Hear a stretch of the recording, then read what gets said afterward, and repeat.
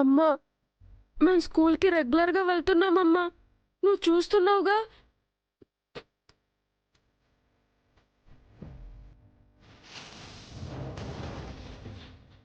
అమ్మా, హెల్త్ విషయంలో మేము చాలా కేర్ఫుల్గానే ఉంటున్నామమ్మా.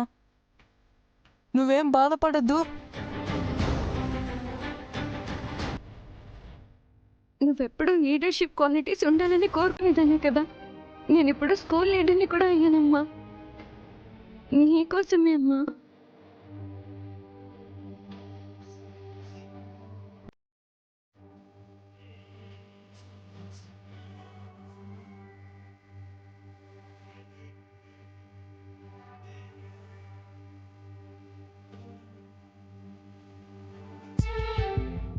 సారీ డాడ్,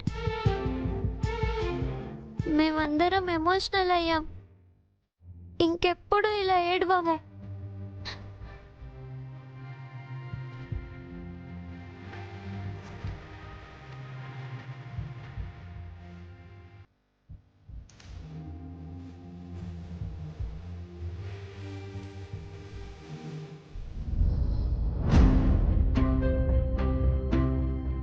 నువ్వు పోగొట్టుకున్న మీ అక్క నేను తిరిగి తీసుకురాలేను మిస్ అమ్మ. ఆరుని నీ కళ్ళ ముందు నిలబెట్టలేను కూడా.